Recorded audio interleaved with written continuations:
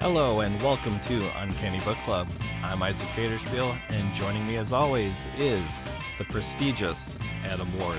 Whoa, that's I appreciate the new title. I feel like you need a little bit more pizzazz in some of your intros. I mean, I feel like you're really worthy of it, you know? I appreciate that. I mean, I've been going on about how I haven't watched Dark Phoenix, but I keep bringing it up. That's like a good decision, though. Okay, but Merry Christmas. I think you celebrate Christmas. We do. Everyone does. Well, This is America, baby. I mean, do they though? I think a lot of people celebrate it as a cultural, fun thing and not so much a religious thing. It is pretty ingrained in society. I would agree. They make movies about it and everything. And sometimes they even make comic books about it. Yeah, that's what we have, and not just some boring tale about Santa. Not that Santa's boring, but I mean, he does have a pretty important job going around the world in one night, delivering all those toys that he makes all year round. Sees who's naughty and nice. Well, he doesn't make those toys. I mean, look, for all we know, every Christmas movie is just elf propaganda. We don't know what's happening in the North Pole. Did you know, fun fact about Santa, he pays taxes in Canada.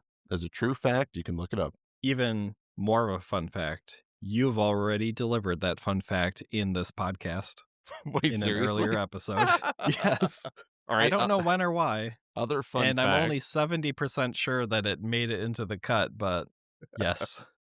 Other fun fact about Santa. I don't know if they do this in America, but at least here, every child can send a letter in the mail to Santa Claus, and his postal code is HOHOHO.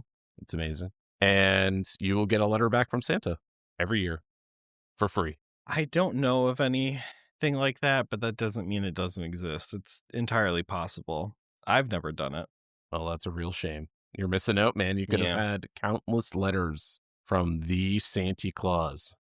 I guess my parents just didn't love me the way Canadian parents love their children. Yes. Well, Santa is a Canadian citizen, so, there you go. Yeah, it makes sense. He's taking care of us. We get the privilege of just mailing him whatever we want. Anyways, we have an awesome issue here that I really, really, really liked. And I am saying that because I am a Kitty Pryde stan.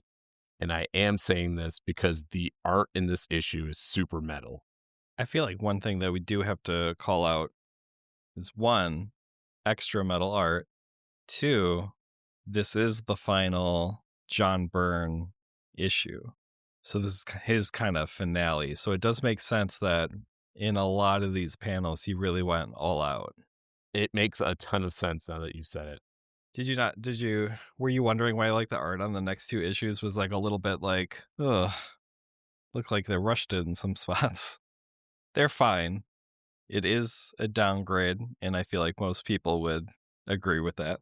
I didn't mind the art in the next issue too much. I felt like there were some panels that I really enjoyed, but I was not super jazzed about the 3rd issue for a lot of reasons. But interesting. I think the art is a little off. I agree. This one is John Byrne. The next issue is an interim artist whose name I don't recall.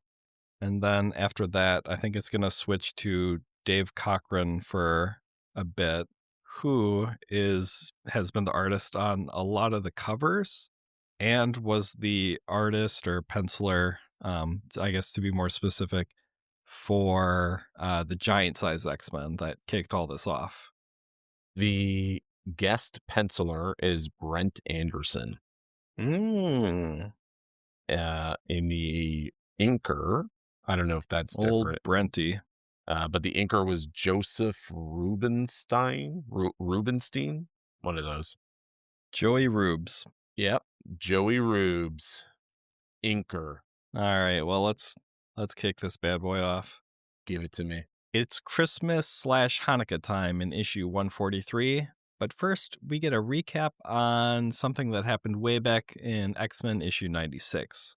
showing Storm destroying the cairn and defeating the demons. So we see that over the seasons, I suppose, though, the gateway to the demon realm was not sealed after they destroyed the cairn, and a legally distinct from a xenomorph creature emerges and kills a young couple who are experiencing naughty thoughts, and it kills them horror movie style. Kitty is learning the ins and outs of operating the Blackbird from Professor X when Warren informs Xavier that the car is ready. Wolverine shows up to the mansion with Mariko and attacks Nightcrawler after he teleports in for a quick mistletoe kiss on the cheek. Colossus and Xavier are able to calm him down, but he leaves upset that his killer instinct took over. Kitty pulls the same trick on Peter, kissing his cheek and calling him sexy. He is extremely embarrassed. One by one, all the X-Men leave the mansion until Kitty is left all alone.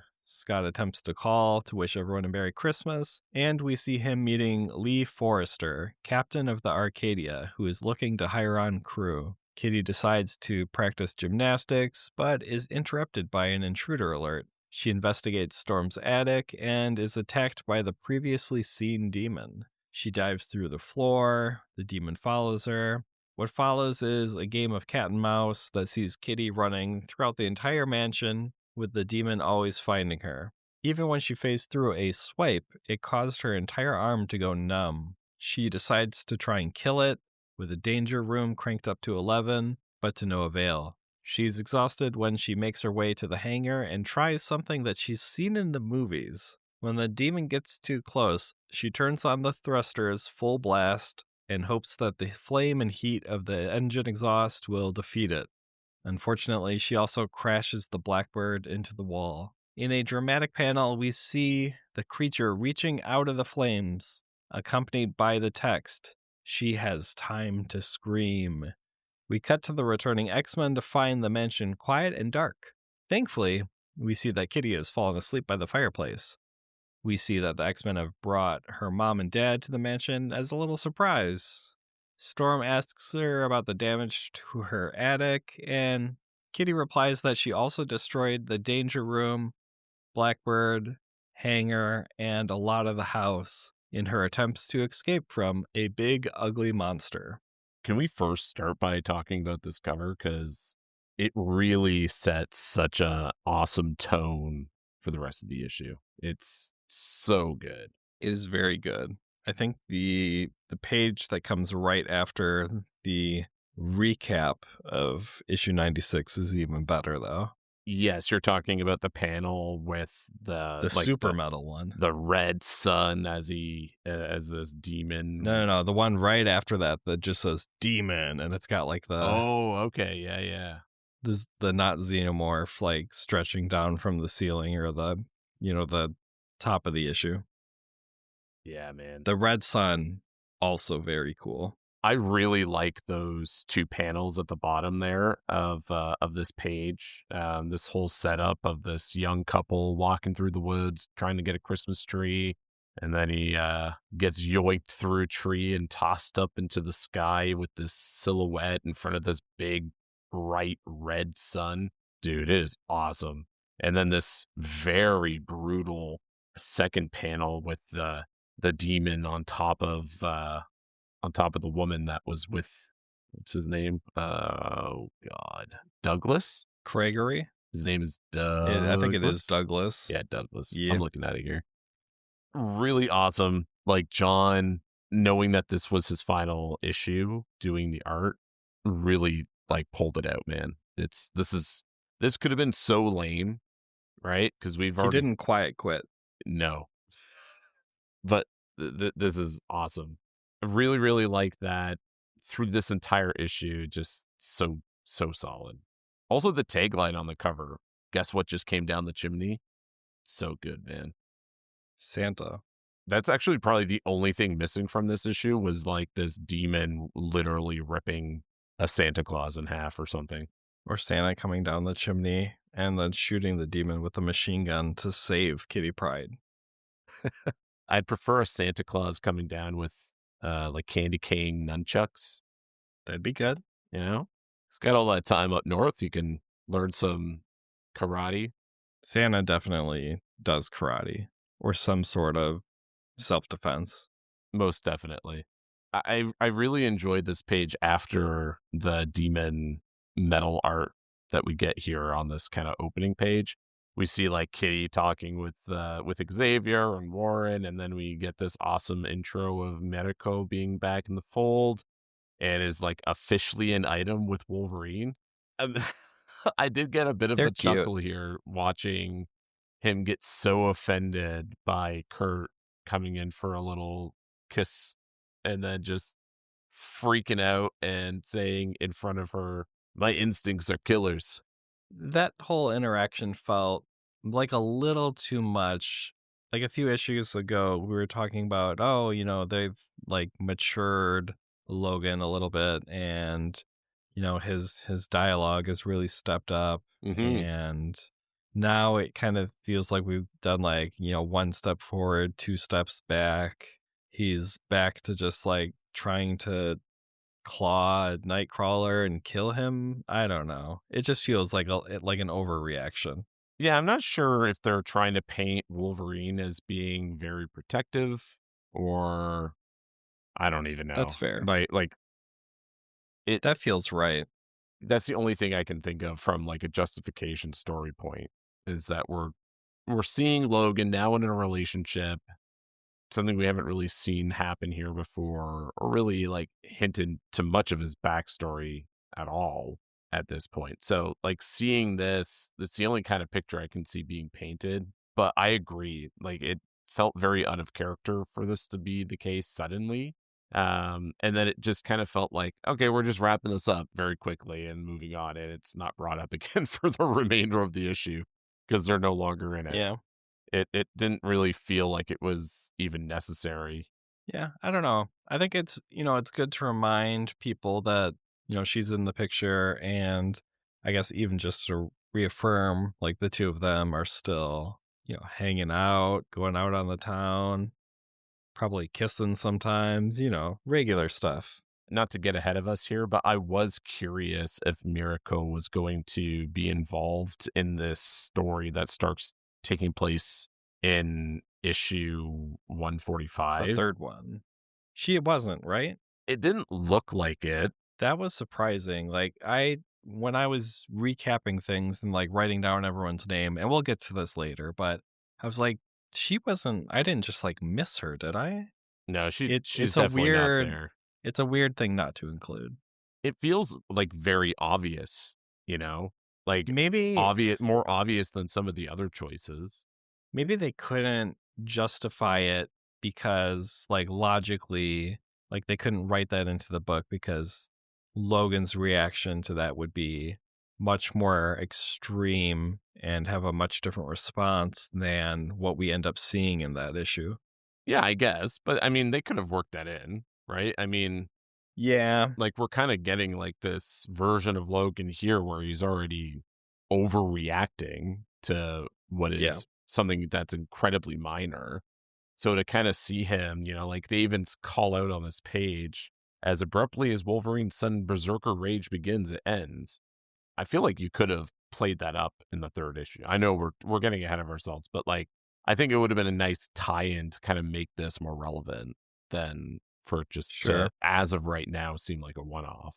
The other couple that we see kind of here is Kitty and Peter, which is kind of gross. Uncomfortable? Yeah, it's not. Yeah, I, It's very strange. do we know how old Peter is here? We've discussed his age in the past, and I remember there being a thing where everybody was like referring to him as like the young one when he's like maybe a year younger than Storm or something like that. And she was like referring to him as like so young or something like that. I don't really remember, but it might be an instance too where they're getting kind of like timey-wimey with the ages. He's definitely an adult. Yeah, the age that I am seeing here is, or the at least I asked ChatGPT in a pinch, That's not going to answer well. is 18. Maybe in Giant Size X-Men, but this is probably a year or two after that in comic book time. Oh, yeah, that's very fair, actually. That is super fair. It would be more problematic, though, if he was 18 now and really in Giant Size X-Men, it was just Charles going around the world stealing minors from other countries. The Google AI, which we both know is not very reliable from our past X-Men related searches, It's pretty bad. Sorry to the Google reps I work with. says, quote, Colossus was likely between 18 and 20 when he first appeared, while some sources cite his age as approximately 28 to 30. That gee, what sources? It's just making things up. You know, some people say he could have been 40. Oh, it apparently links to a Reddit post that I'm trying to open. Okay, it's literally pulling from a Reddit post. Uh, where is this 28 number though? I don't know. It's It's just, probably talking about like how old is he currently from somebody asking like a few years ago. is it? Oh, yeah. Here's a Quora post about it. Oh my God. Is it true that a 19-year-old Colossus dated a 14-year-old Kitty Pryde in the comics? Short answer, yes. Maybe. This isn't dating, to be clear. This is Well, her yes. mistletoe kissing him and him being very uncomfortable, which is the appropriate reaction to be very uncomfortable with that, especially since she called him sexy. I think that is probably more the problem, honestly. I think Is what? like having the sexy tacked on. Like It does seem very forward. right? Like if that wasn't there, I think it would be okay. Like it's a peck on the cheek. It's still weird, but it would be significantly less weird. Could be seen as a lot more innocent without that. This is a very sexually forward book. I mean, we have Douglas and his lady at the start, and he's like, I Yes. think very naughty Yeah. thoughts. Yeah. It's like this is more sexually charged than a lot of past issues. Or just like I guess like the way people are talking is much different hmm and feels more modern.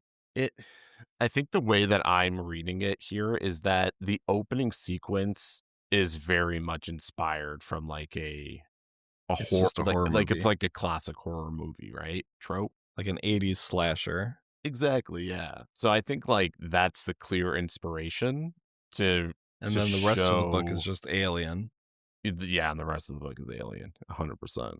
Like from the way it looks to its movements to how brutal it is just chasing Kitty through the house and into the danger room.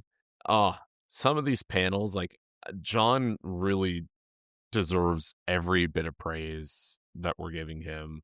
All of these panels are awesome. I'm just scrolling through them right now as I look at it, watching this. Yeah, I keep wanting to call it an alien. Oh, I found a really cool one. The purple background with just like the silhouette of the Yes, monster. yes, That one is sick. it's so good. The entire sequence. I really enjoyed Kitty like coming up with this plan, recognizing that she couldn't beat the demon on her own. I like this idea that they executed where, Kitty phases through it at just the last second, but even that doesn't make her invulnerable to some sort of pain. Like that was really awesome. Did you know that she could Mhm. float? That was new to me.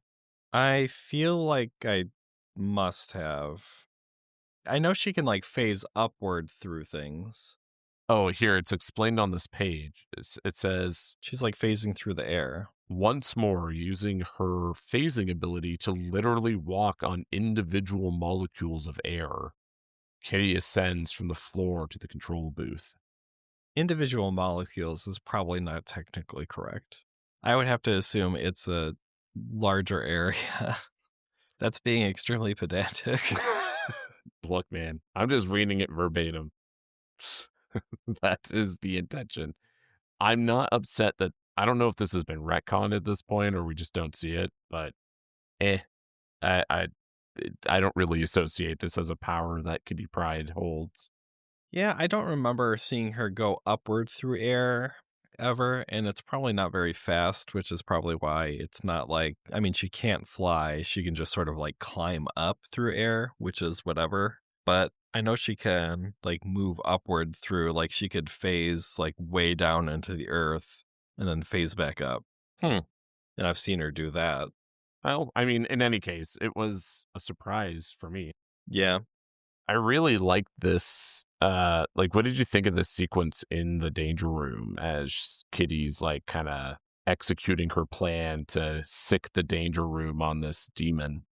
It's a lot going on. Yeah, there is. That there's, like, one specific panel where it's just, like, everything is coming, like, there's Yeah, very, there's spiky ball, there's, a spinning, saw blade, there's a giant syringe for yeah, some I see that. reason. Yeah.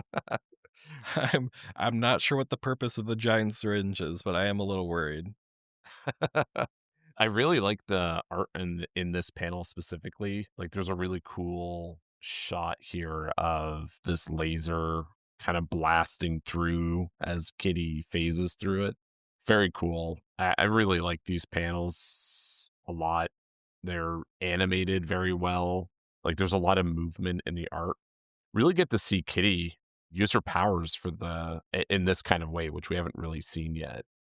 I think it's nice that, like you said, we explore her, like, really stepping up what she can and does do with her powers.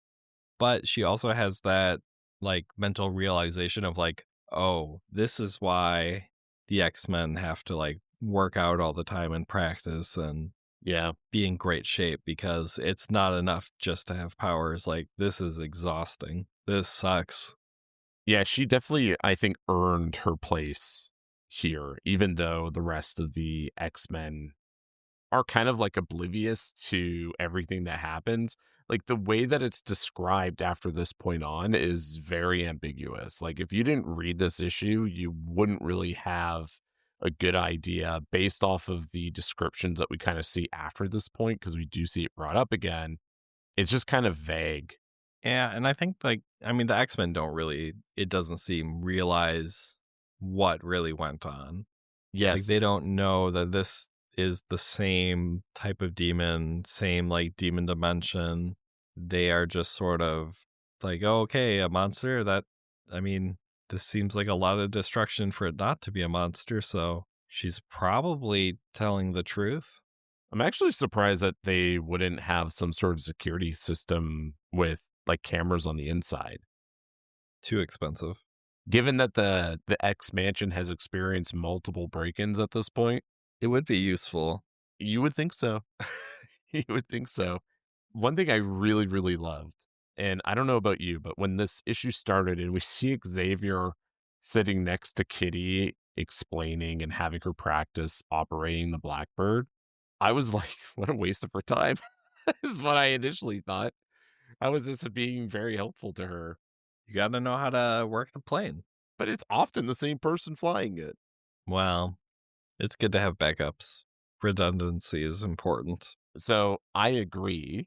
And that's why I actually liked how at the end of this issue, this demon is ultimately defeated using the very training that she had at the start. It was perfect. Knowledge is It power. was awesome. It was such a nice way to wrap it up. It made that moment feel very meaningful. Even the way these final pages are drawn, like Kitty frantically flipping the switches as this demon barrels down this hallway. There, like this tunnel that she's fled down, and we see her starting to tear up as she tries to calm herself and relax and wait until it's just close enough to have her kind of Ripley moment and hit the ignition and basically turn it into a crisp. Um, Beyond this, we get an awesome final sequence with the demon reaching out one final time and John giving us one last super metal scene. This hand, these claws, the way it's drawn, the detail, it is just straight metal. Although I will say Kitty's face looks a little silly. I do have a note that specifically says we talked about this a few issues ago, but they're giving Kitty some really derpy faces. I agree 100%. Not all the time. The last page is mega derps. It's The like, la- what are they doing? It doesn't look like her, like, Yes. that's not the way she looks, like, the entire rest of the issue. She looks like an Archie character. Yeah, I Just don't know. yeah, it's so bizarre. Yeah, I mean, like, I think they're trying to highlight, like, "Oh, she's younger than everyone else," but she doesn't look like she's drawn in, like, the same style as anyone else, Do you think or maybe maybe even by the same person. yeah, it's weird, man. If you look at those panels on that final page, and then if you flick back over to the final like the right before she's about to hit the ignition on the engines, she looks like an entirely different drawn character here. Like of her in the Yeah, cockpit, like that looks like an entirely different character. And like the art here is like very good. Like, the way Kitty's drawn, like, the detail in her face, okay, yeah, she looks like how I would imagine Kitty looking at this time. But then, yeah, and then it goes back to just Dirtville, USA. my favorite place to visit. Yeah. Even the last panel on this page, super awesome, dude. This outstretched ash hand on the floor. And I'm just thinking about this now, but couldn't Xavier scan her mind? Couldn't she share what happened with him? Yeah, and maybe he did. I mean, like, nobody it doesn't say, like, it doesn't have anybody, like, being like, "Oh, yeah, sure, whatever." So, I mean, they probably know that there is some sort of monster and she escaped from it. It does feel weird that they all decided to just leave her alone Yes. in the mansion, and I Yeah. get, like, that's just to set up, like, this specific story, but, like, weird choice. For a school, they make a lot of questionable choices. There's a reason there's only one student. Yeah. Yeah, it They just can't requires handle any more than that right now. yeah, exactly. But we get a really nice tease at the end of this issue, the return of Cyclops. Should we get into that? I think so. I think it's time. I really like this issue. It sounds like you really did as well. Eh, Eh? not as much as you. Aw. It was a little it was a little too much, like, text heavy and, like, a lot of like, it was just, like, very dense with, like, the kinda, like, thought bubbles throughout while she was playing cat and mouse. Yeah, Like, the art was so good, but I felt like there was just a lot of text and it didn't add much, yeah, if that that's makes fair. sense. Yeah. Y- I feel that's a very fair critique. But anyway, issue 144 introduces us to Jock Forrester, father of Lee, who we met last issue, who has come to the swamp to figure out if he should fight his bleak cancer diagnosis or end things, quote, his own way, his own time. The man thing is drawn to his emotions, and we see black tendrils egging Jock on, who then puts a revolver to his head and pulls the trigger. Despair, a demon, forms from the tendrils, and the man thing attacks it. Despair calls him a fool and reminds him of their last confrontation. He causes Man Thing to feel absolute terror, and whatever knows fear burns at Man Thing's touch. So Man Thing erupts in flames. Despair takes on the form of Jock and says that he will be the first of many. We cut to Scott Summers working on a boat, pulling in a net with fish. His fellow crewman attempts to get his glasses off, which almost causes a fight, but is tactfully broken up by Lee Forrester. We see the X-Men working hard to clean up Kitty's danger room mess when Professor X summons Angel to him to bum some cash off him for repairs. Kurt and Logan hurt Kitty's feelings over the damage, and we're back to Scott, who discreetly uses his mutant powers to clear a pool table. Lee asks Scott if she'll accompany her to see her dad, and we learn that she kinda has a thing for Scott. The two arrive and are confronted by despair. Scott ends up reliving a forgotten memory of his mother pushing him and his brother out of a plane, with the plane exploding soon after. Unfortunately, fiery debris wrecks their parachute and the two fall. He then sees other events from his past, with the new X-Men inserted into them, but with different endings, where he sees his brother Alex die instead of live. His next memory sees him back with Jean at their wedding that never happened. She removes his visor and his optic blasts ends up killing her. Despair appears before him again, saying that he will destroy his mind, and Scott falls out a window, somehow surviving. I don't understand what really happened there. But he meets up with Man-Thing, and the two enter the building to confront Despair. Scott feels fear, but he doesn't let fear rule him, and says he doesn't despair. Man-Thing clutches Despair, and the two burst into flames. Scott is able to carry Lee out of the burning building, and we see the Man-Thing is resurrected by the swamp. Kind of a weird issue. Yeah, you know what? Like, I think we're kind of in this period where we're setting things up, And if you remember back when we started these, kind of felt like we had a lot of issues like this that weren't really part of like I don't know, like a proper arc. Yeah.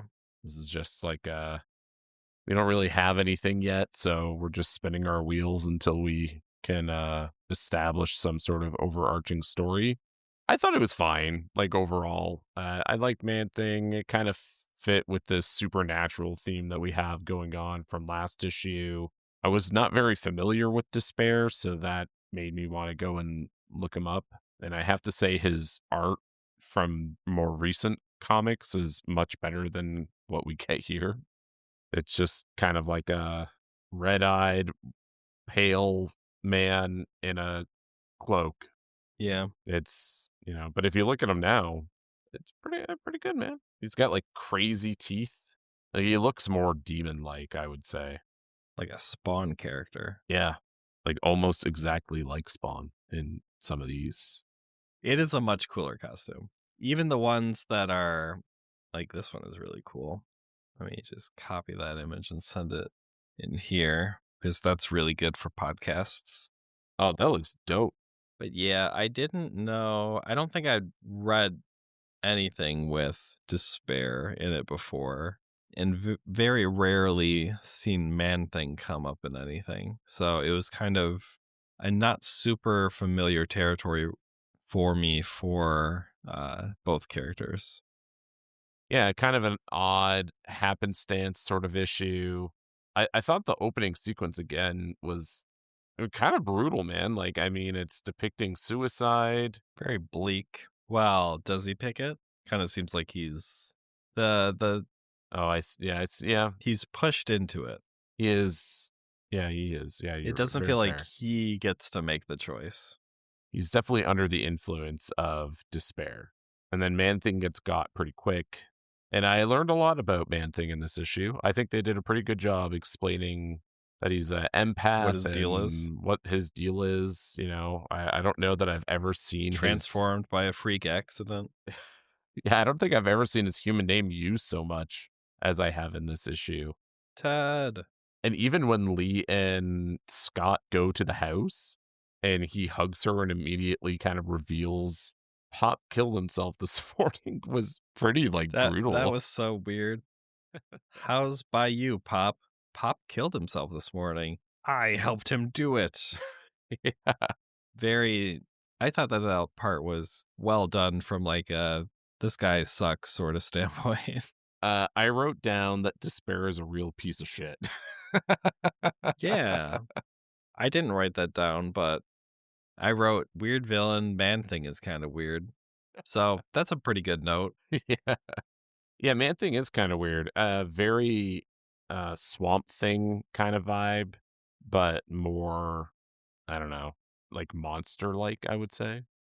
I think a highlight of this issue is the just a little bit more of a look into Scott's past. Like they've been really kind of teasing this out for a while now, dropping little bits here and there. We met Corsair for a short time, and now we get to see like his famous accident, the cause of all of his trauma and why he can't control his powers good. Though that's not necessarily explained in this issue. No, but it does give us some insight into this, right? More, at least more than we've received in Chris's run. I am admittedly unfamiliar with the X-Men stories that happened before this, like intimately. So I wouldn't feel comfortable or confident saying that this is like the first time it's explained. I'm going to say it. You're that confident? Did you look it up? Nope.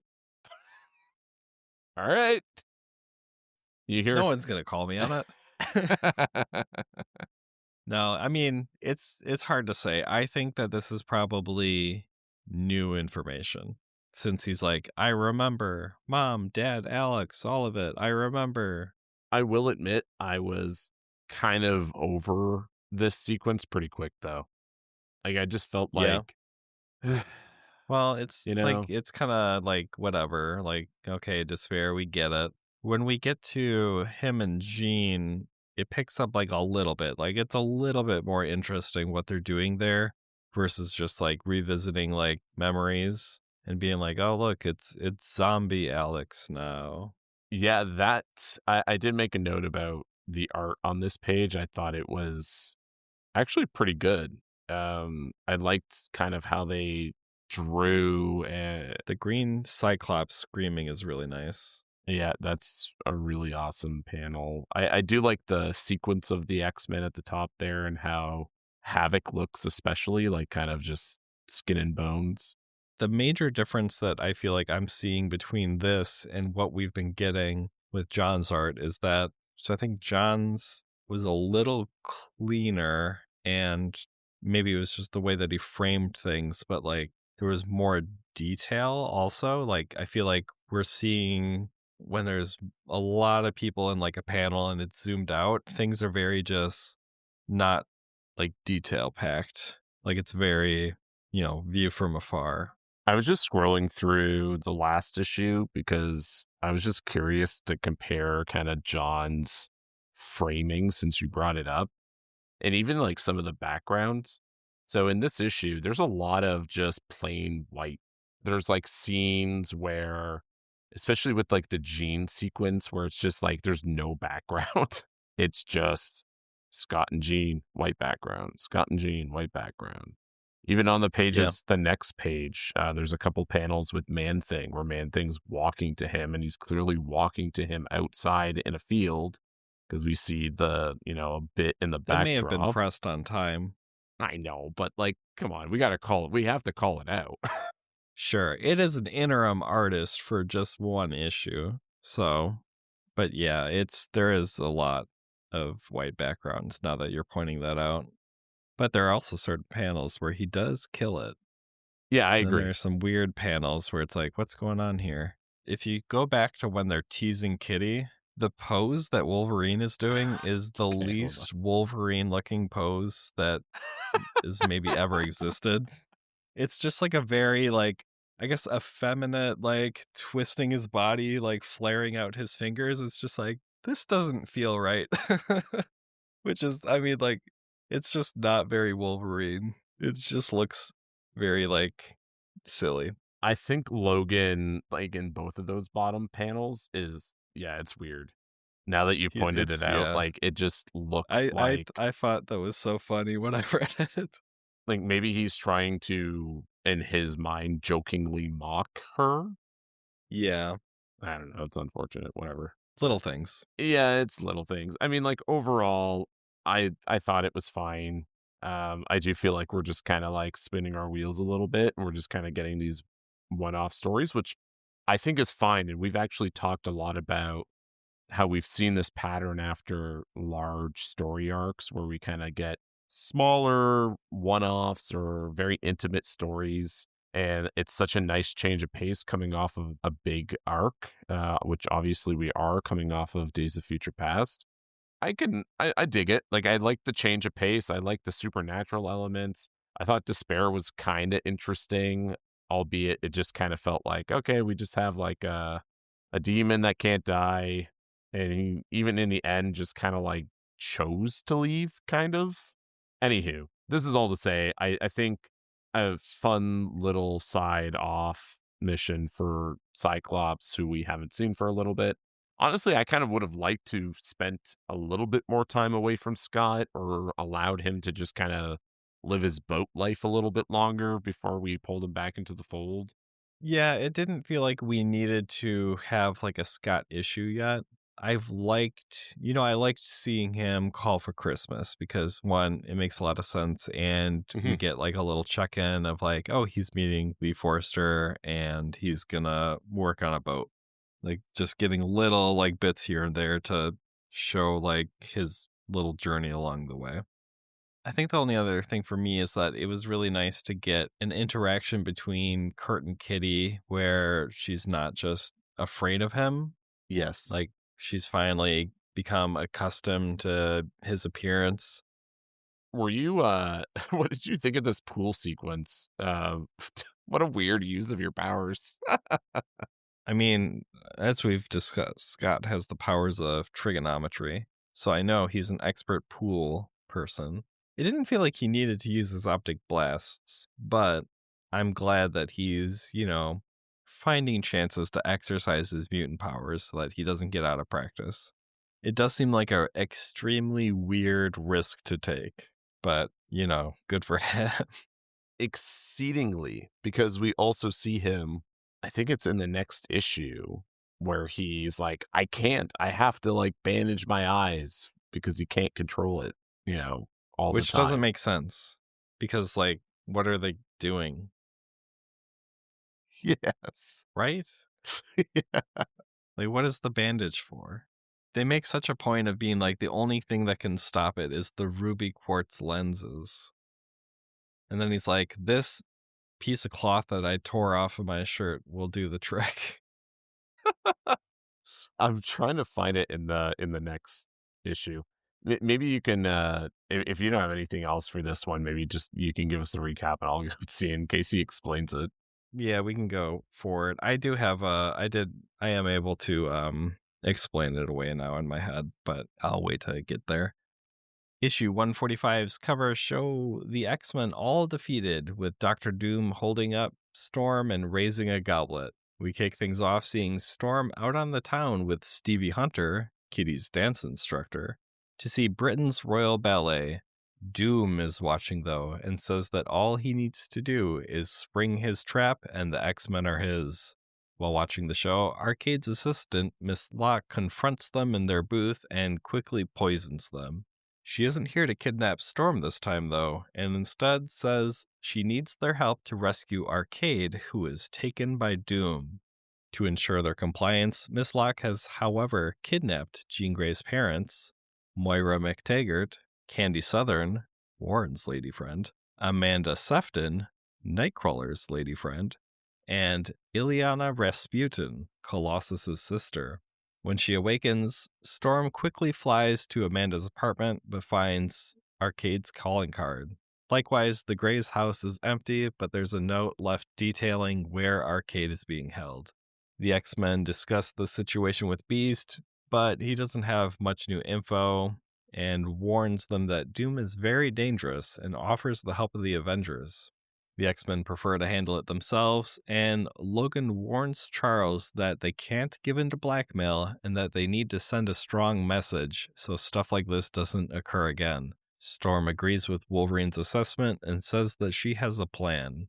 Professor X uses his powers to astral project himself and recruits Polaris, Havoc, Iceman, and Banshee, who is already en route to rescue Moira. He attempts to call Cyclops, but spent himself summoning the others and says that he lacks the strength to reach him.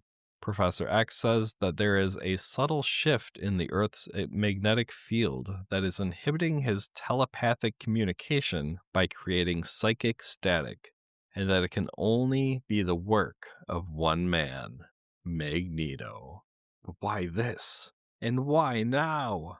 Meanwhile, we see Scott awaken, washed ashore, short shirt torn and glasses missing. He rips what is left of his shirt to serve as a blindfold for reasons we don't understand, and we see Lee Forrester find him. It seems she was tossed overboard in a storm, and Scott dove in after her. The two proceed to look for civilization. Meanwhile, the X-Men split into two groups and depart on their mission, and Storm says goodbye to a sick Kitty Pryde who is staying in bed. Havoc, Polaris, Iceman, and Banshee will locate Murder World and rescue the hostages while everyone else deals with Doom. Storm makes an entrance, where Doom has set up shop, at Toad World, an amusement park run by former X-Men villain and apparently reformed Toad. Because why not? She demands an audience with Doom, and he invites her to dine with him. Meanwhile, Angel, Nightcrawler, Wolverine, and Colossus break in and begin their search. Arcade cell is empty, and the four are confronted by goons in power suits that were designed to trash the Fantastic Four. It's rough going for a bit, but they get the upper hand and win through the power of teamwork. Meanwhile, Storm is having a great meal and finds Doom to be fascinating. After Doom watches the X-Men beat up the power suit goons, he announces to Storm that she isn't his only guest and welcomes Arcade to the table, realizing that he's a guest, not a prisoner. Storm throws a lightning bolt at Doom, but he's only momentarily staggered by her attack. He replies with a magical attack that turns her into a chrome statue. Moments later, the X-Men break in, but are quickly defeated by an energy weapon, apart from Colossus, who promises to rip Doom's armor off piece by piece. The response is, Doom does not engage in fisticuffs, youth, and he takes down Peter with a neural disruptor. The issue ends with Doom saying, "You have entered the lion's den, X-Men. You will not leave it alive." Next issue, Murder World, a lovely place to die. So, we had some differing opinions over these three books, where I think this one was my favorite of the three. Really? Yes. Okay, I'm gonna need to hear your reason why. Well, so one, it's great to see Doom. Great character and a villain. Yeah, love Doom. It's nice to go back all the way to the early 80s and see that he's still like he's a nuanced character. He's not just like a dumb mustache twirling villain. Like he's a pleasure to be around. You know, Storm has a great time dining with him. It's like Doom is cool. And Doom is cool. I think this is a more interesting use of Arcade than the last time, versus him just being a weird kidnapped dude with a fake garbage truck. It's more fun to see a villain team up, even if it is like an A-lister with a D-lister. That does feel weird. I acknowledge that. Like, I'm on the same page as you. But, I mean, it's like a smarter plan. You know, there's more highlights in here for me, and it feels like it's moving things forward into a more interesting place than the last two issues did. I guess would be my like quick summary of things. I agree with some of the things you said. I thought Doom was a highlight. I say that as somebody who loves the character a lot. I don't know, man. It just feels like this is just going to be 2 issues of a one-off story that Yeah. is just going to amount to not a whole lot. Like and maybe I'll be wrong. Maybe I'll be surprised, and I hope I am. It is not a surprise. I didn't really like Arcade in the first story that we had with him. I thought it was goofy. I thought it didn't really give us much. We're on the same page there. And this time too, like maybe I missed it, but it's never explained, right? Why Arcade and Doom are working together. No, we're not there yet. I assume that's a next issue thing. Yeah, I think that's like maybe that explanation would have helped a little bit to make me buy in. Like, I thought the reveal was fine. Mm-hmm. Like, I liked the idea of Doom and Arcade working together, but it feels like it's so below Doom. Yeah. Well, he's had a rough patch in life. Yeah, You know, they he's been did say that. deposed Yeah. as the leader because what was he, momentarily insane, or Um, when did they say he's it? lost his diplomatic immunity, so he's got to, be careful about the law. I don't know where they say like what his deal is. I mean, I'm going back here. things are going rough for you when you got to kick Toad out of his house and live in it. Yeah, Why does Toad have a castle? he probably bought it on the cheap, or just took it. I think it I like, said it was abandoned. So yeah. Despite its remoteness, Toad World was a great success. yeah, poor Toad. I mean, it looks sick. Poor guy. Like, you reform your life, get kicked out by Doctor Doom, and have to go back to being a villain, I'm assuming. So Scott just shipwrecks off screen, I guess, which Yeah, was also I don't weird. mind that. You didn't bother you? No, I mean, they do stuff like that. I It happens. Like, they just, like, kick things off in, like, the middle of things sometimes. I don't really feel like I need to see the shipwreck. I think it's interesting to be like, cut to Scott. He's washed up on shore, and to be like, what is going on here?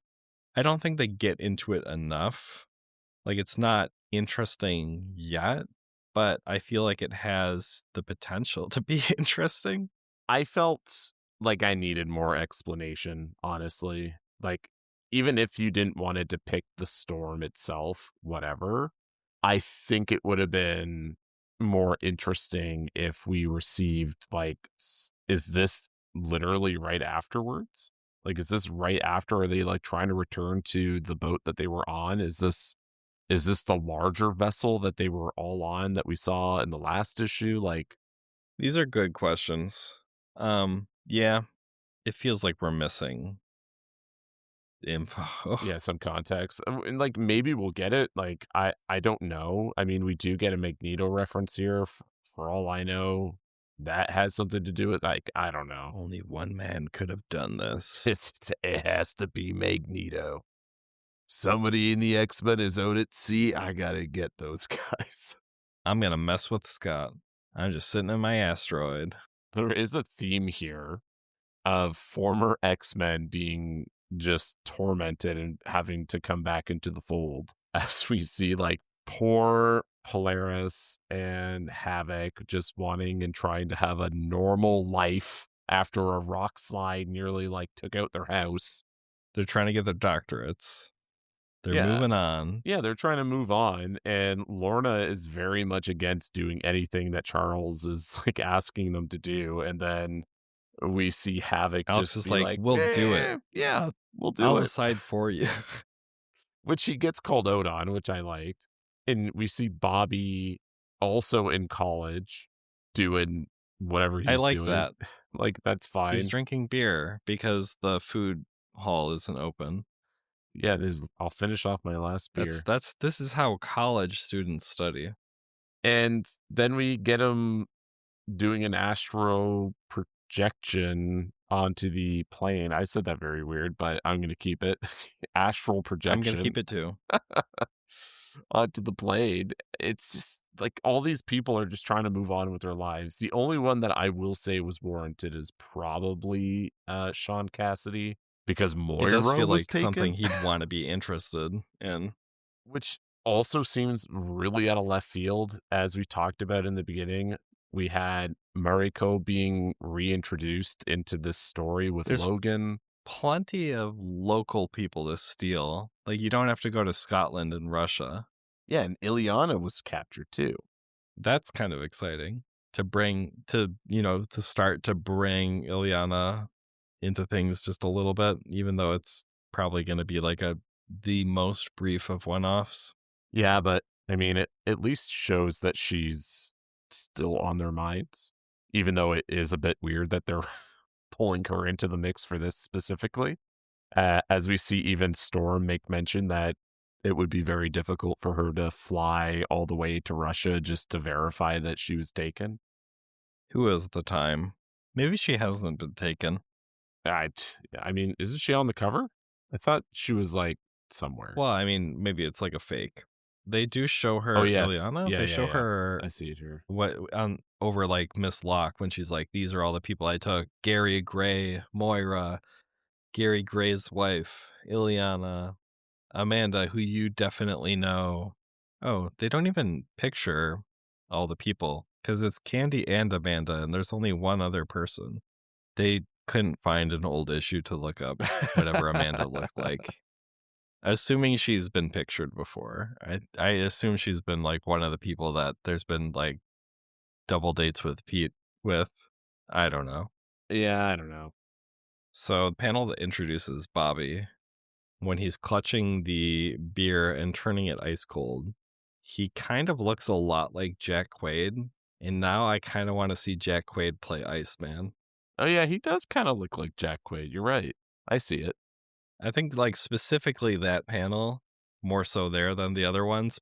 I think it's the facial hair and the regular hair, but I think Jack Quaid would be a good Iceman. What happens to Bobby's facial hair if he turns into Iceman? These are the important questions.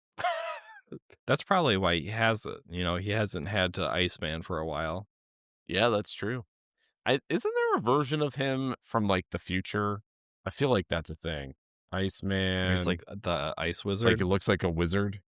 Yeah, I love the wizard design. He's so wise, and he has a big ice beard. Oh, okay, so we've already ruined the whole what happens to his facial hair. He can grow a giant ice beard, so Yeah. Well, that's why I was looking it up because I was like, is it? Am I remembering this correctly? And the answer is yes. He just needs to be old and it to look glorious. It does look pretty awesome. there's another connection, another reason why, a little piece of enjoyment that I found with this issue. So there's a future comic book where Storm dines with Doom again, and, they're dining, they're having a good time. He asks her if it would be rude to kidnap her chef because of how much he likes the bouillabaisse. And Storm replies, an act of war, but an understandable one, and less rude than turning your dinner guest into a chrome statue. So it's nice to know where that, chrome statue thing originates from. Hmm. The more you know. The more you know. I like the monologue that was kind of happening with between Doom and like I'm calling it a monologue because it was literally their thoughts. It just the They're two just like politely thinking sitting there thoughts. being like, "Oh, this is actually pretty quaint." And This is nice. Doom saying, "She seems drawn to me as I am to her, lioness to lion, queen to king." I hope that comes up again. Like I hope we see some sort of I'm okay brainwash shipping Storm or Doom something. and I don't know. Storm. It would also piss off T'Challa in the future, of course. Anything to do that. And then we close on our favorite X-Man getting owned again. Poor Peter. At least it's to Doom this time. This was kind of nice though. This was a nice menacing side to Peter that we don't get to always see.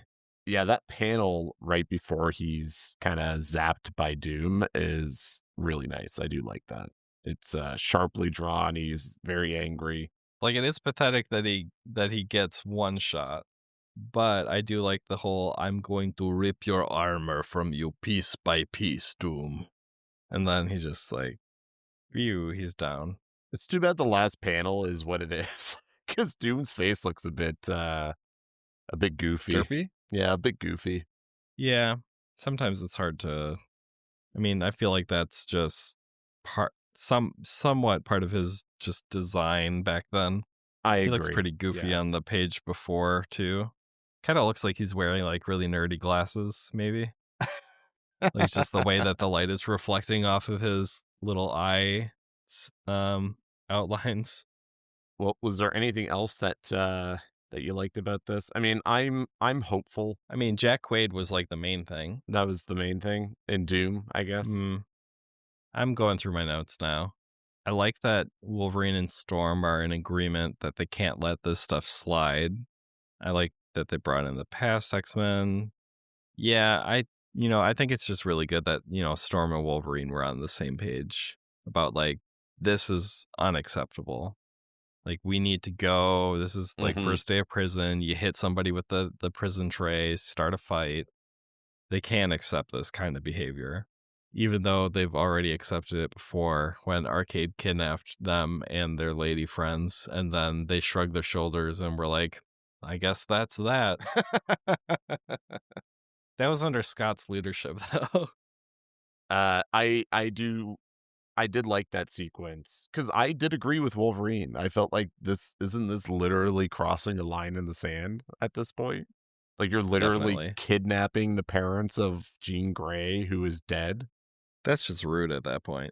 I think the last thing that we need to talk about, at least from my side, is the sequence of Scott on the beach just putting the shirt over his eyes. I went Hmm. back and I read it just again, just to be sure. And yeah, it still makes no sense. Oh, yeah, that's right. I said I have an explanation for it. Hit me.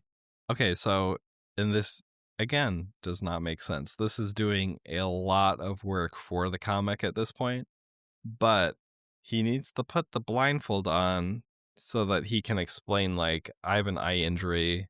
No, you can't see it. It's got to stay on. Just trust me. Because if he didn't have the blindfold, I feel like she would just pester him about it. And he doesn't know that she's there, so it doesn't really work. I can't keep my eyes tight, closed every waking second, no matter blah, blah, blah. I have to find a way to keep them closed. I guess he ties them on so tight that he can't open his eyes. Like, is that. I I feel like the only way would be if I were to take off my shirt now, rip it, and try to tie it around. Otherwise, I can't picture this. And I'm just not going to do that. I think that would almost be okay if it wasn't for the fact that literally 2 panels before he's playing up the fact that his ruby quartz glasses are the only thing that can keep his optic blasts in check. Well, these are just to keep his eyes closed. It's tied so tight that he physically can't open his eyelids. Like, he can't open them because they're just squished down.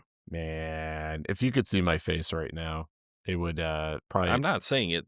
No, it's dumb. It definitely feels like this is the MacGuffin just to This isn't the basically only time they've done this. leave Scott like even more vulnerable. It does leave me again questioning the circumstances of this, because even when in the last issue, when they go to Lee's father's house and we get this interaction with Despair, he at one point just transforms into his outfit, like seemingly out of nowhere, like it just phases on top of him somehow. Oh, like Scott is suddenly wearing when he suddenly we didn't talk about this, but he also fell like from Yeah. 5 stories up and is just fine.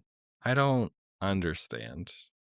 The only I this probably doesn't even make sense, but given that I part got of another weird one. given that part of it is an illusion, perhaps the tower size isn't accurate, I don't know. because when it burns to the ground later on, it's just the house. So maybe that's the illusion there. I don't know. But even That then, could be. that's just It's just the whole thing's weird. it is odd. It's super weird. The reason I brought that up is because the outfit just seemingly came out of nowhere, and here we have them on an island where he can't do that now.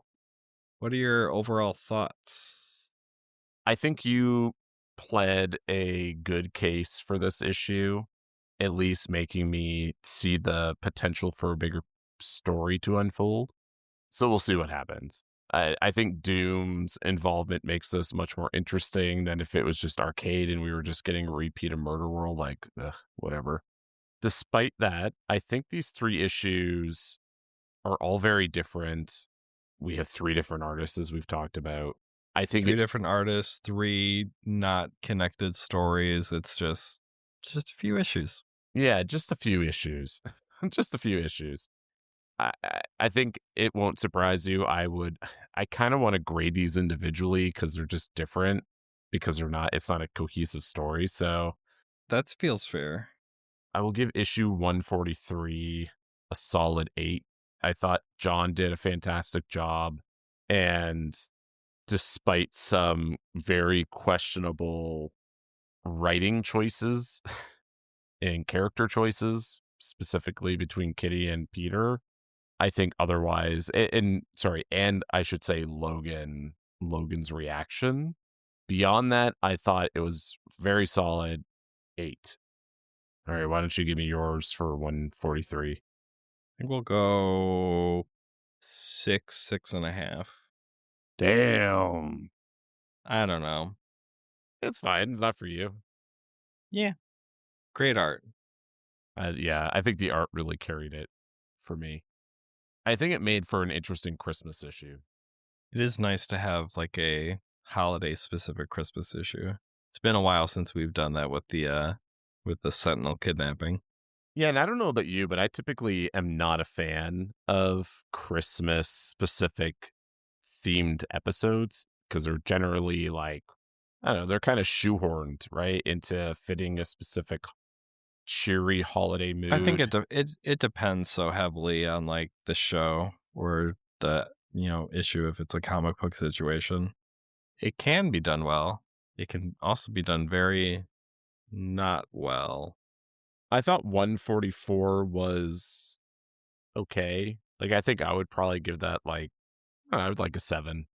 I thought despair was interesting, the supernatural theme was interesting, and yeah, that's pretty much it. We got despair, we got Man Thing, we got Scott, kind of centralized story, but I will stand by the fact that I think we're getting Scott a little too soon. Like, maybe if we had waited until after this whole story with Arcade was done, maybe then, but we'll see what happens. Obviously, the wheels are moving, and, as I said earlier, we're kind of just moving and setting groundwork right now. So 7. I was gonna do like a 6. I feel like I'm being very like more negative, I guess, than you, which is surprising. Well, I mean, I think for this last one, we're going to be opposite. So why don't you Yeah. start us off with the positive number? Uh I think 145 gets us back on the right track. It's cool to see Doom. You get a villain team up. Those are always fun. And I think it kind of puts us back onto the path of like, okay, we're going to have multiple story threads dangling, intermingling. They're teasing Magneto. There's a weird island situation. They still need to like do this rescue mission and conclude their adventure with the old X-Men. I see a lot of potential for the next several issues. So this one's like a 6.5, 7. You're giving it a 6.5, a 7? I thought you were going to be like pumping out something higher than a 6.5. Well, maybe it's more 7 than 6.5. I think 7. I'm going 7. You can't talk me out of it. Okay. Well, now I feel like I have to give something lower than a 7. 7 is good. 8 is great. I think we're using two different scales. Yeah. That's all right. It's okay. You stand by it. I respect it. I agree with a lot of what you said. Like, I think the pieces are there for this to continue forward into something more interesting. I love Doom.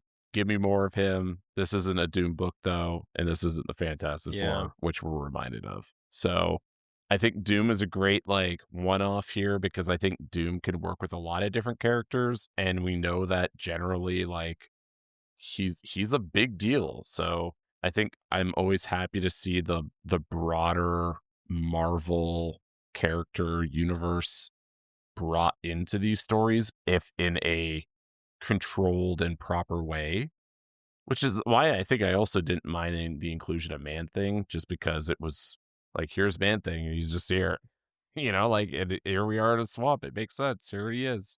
So that being said, I don't like Arcade. I don't like Murder World. We'll see what happens. 6.5. Well, that does it for this episode of Uncanny Book Club. Thanks for listening, and we hope to see you next episode where we'll discuss issues 146 to 148. Have a happy holiday. Merry Crimbus. Thanks for tuning in to this episode of Uncanny Book Club. If you enjoyed this podcast, don't forget to subscribe, leave a review, or share with a friend.